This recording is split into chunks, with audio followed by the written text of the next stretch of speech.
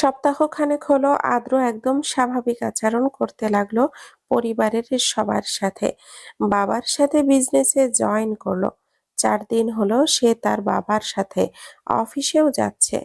আদ্রর মা মনে মনে খুশি হলো ছেলের এই পরিবর্তনে। আদ্র অবশ্য মায়ের খুশি দেখে হাসে। মাকে সে ভালোবাসে, ছোটবেলা থেকেই ভালোবাসে।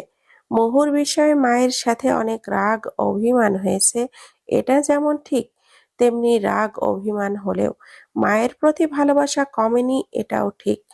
আদ্র রাতে বাসায় ফিরে কফি নিল, মায়ের সাথে কথা বলল, অতঃপর নিজের রুমে গেল।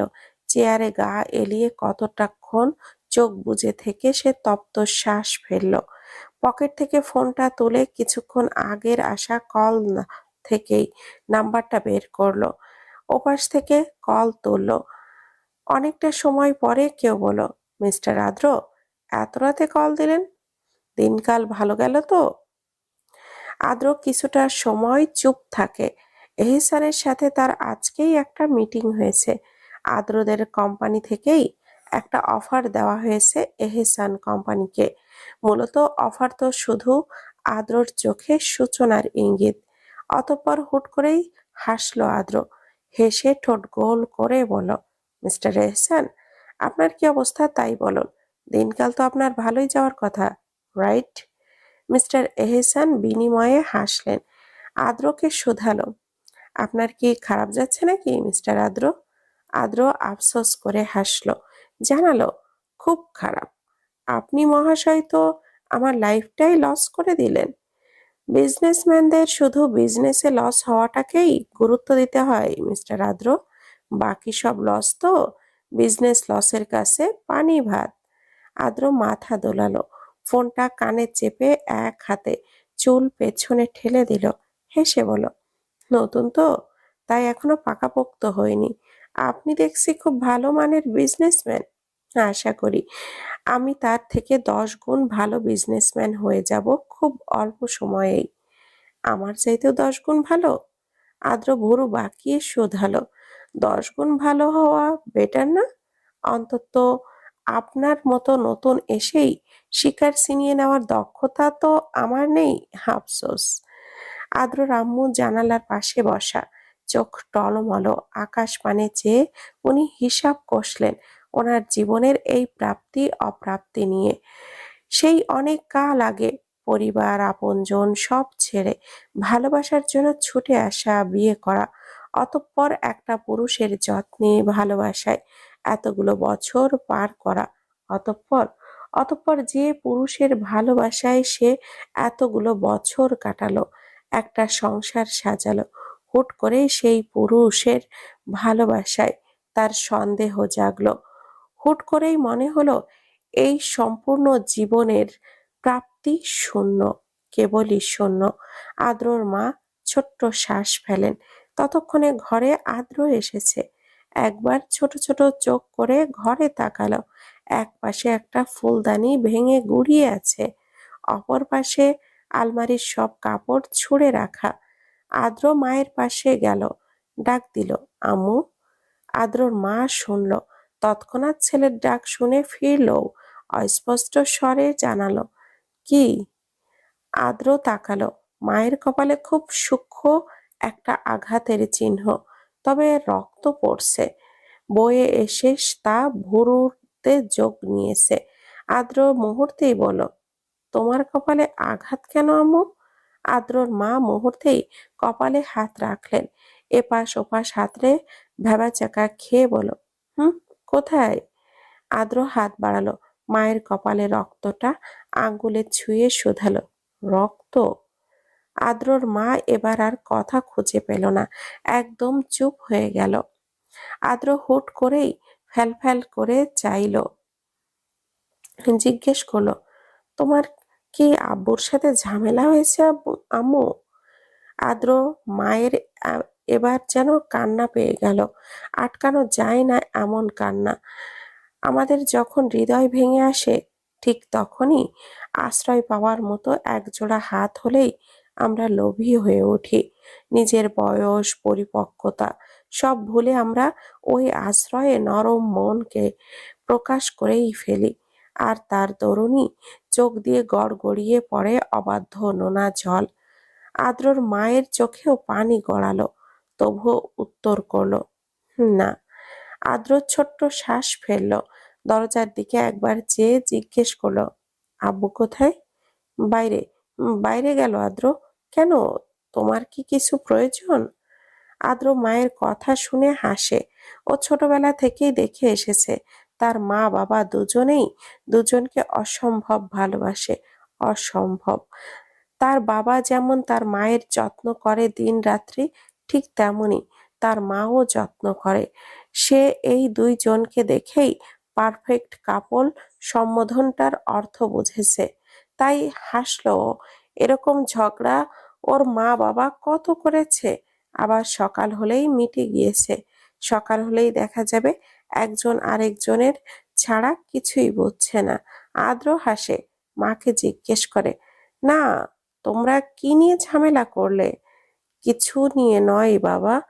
আদ্র ভাবলো, প্রতিবারের ঝগড়ার মতো এবারের ঝগড়াটাও খুবই সামান্য কারণেই, খুবই সামান্য ঝগড়া।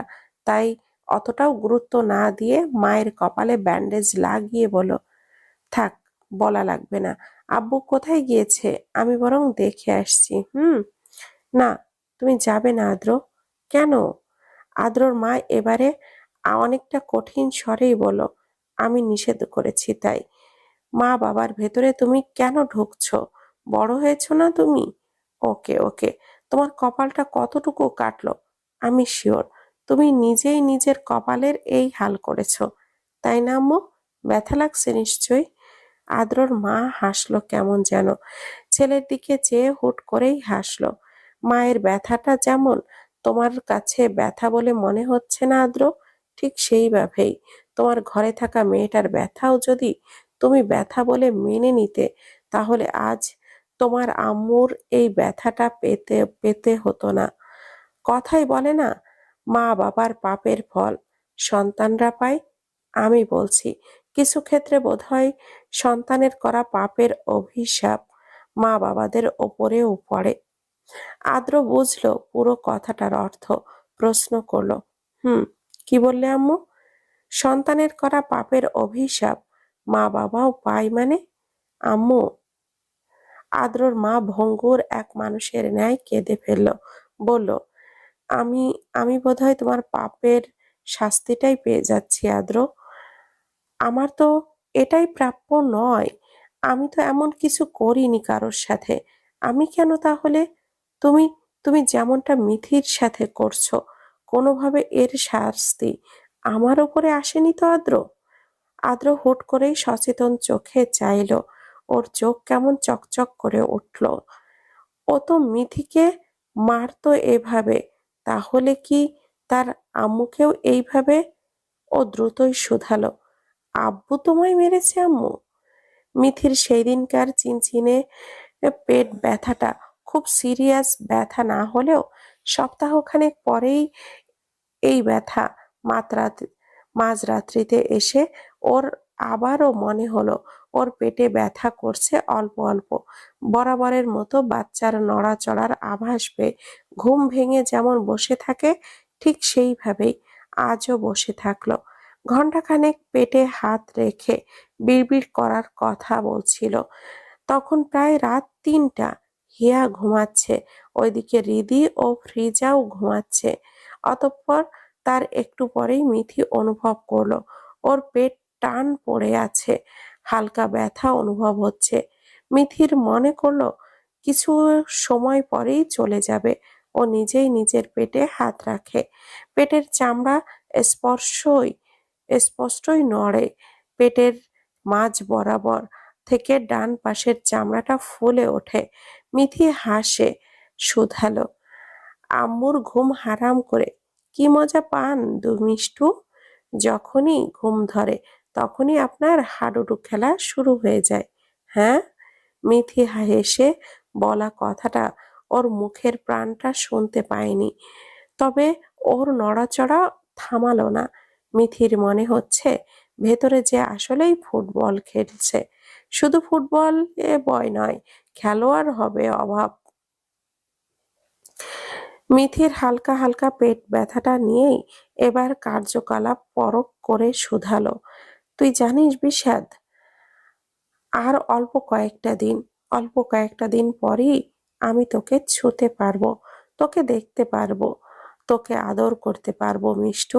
তুই আমার আদর, এত্ত এত্ত আদর। ফের পর মুহূর্তে মিথির মন খারাপ করলো।